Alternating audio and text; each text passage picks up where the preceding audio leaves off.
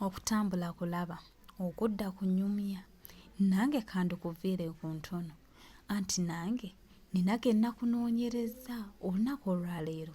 Twatambuddeko mu bitundu naye okusingira ddala twatambudde mu kitundu kya Kitebe Star okunoonyereza ku nsonga lwaki endwadde z'obukaba zeeyongedde nnyo mu bavubuka.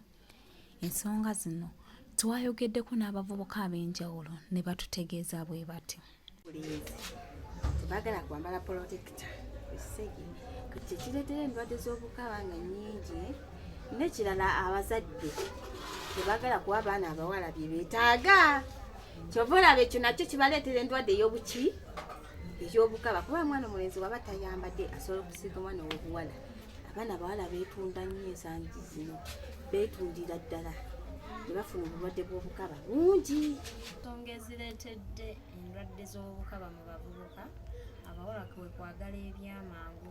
Agenda n'abeera awo n'agenda n'asinkana omuvubuka ne batasooka kwekebera, then ne bagenda mu kikolwa ky'okwagalana yeekanga afuniddeyo obulwadde ki obukaba. Then ekirala okwetunda kweyongedde nnyo mu bavubuka, bagenda ne beetunda, then abasajja be bakozesa nga tebamanyi wa we bayimiridde, bagenda okutuuka mu kikolwa n'afunirayo ki obulwadde.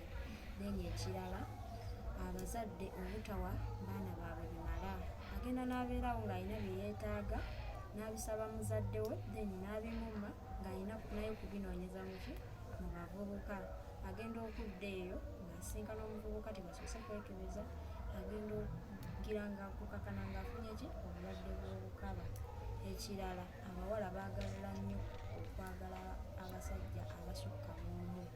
Agenda n'abeeraawo n'abeera n'ono n'abeera n'oli ate ne tebasoose kwekebeza, leero bw'abeera n'ono oli n'abeera n'oli naye nga buli omu tamanyi wa wakolera ki wayimiridde. Ekirala abaana ab'obuwala baagadde nnyo ssente, agenda n'abeeraawo n'asinkana omuvubuka ng'oyo n'ayagala akole kyamuwe ku ssente ate nga n'omuvubuka tagenda muwa ssente amuviireko awo nga naye ebibye bino ebyampankuwe nga naye ajja muwa ssente ze nga naye naye asoose mukozesa ate nga okukakana tebeekebeza wekanga naye afuniddeyo ki obulwadde bwoki bwokaba.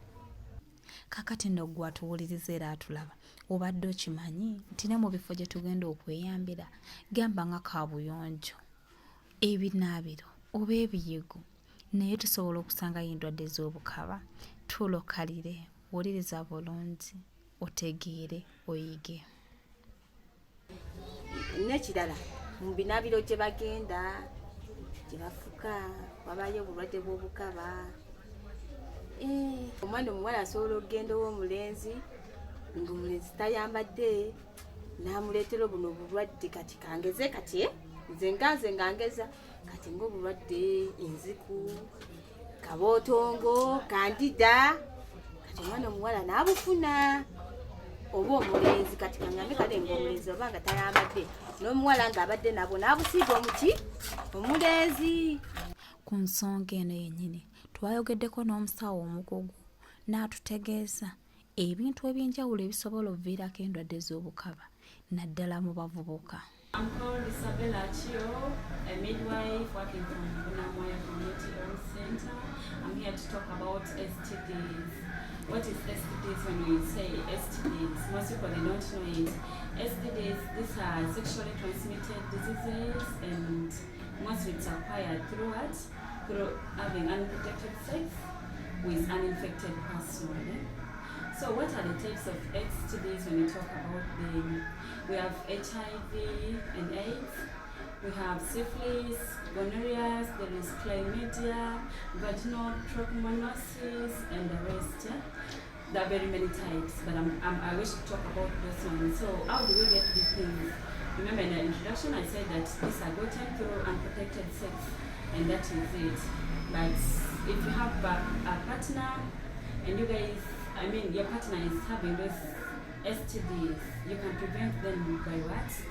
by abstaining. You can tell your partner to go for medication.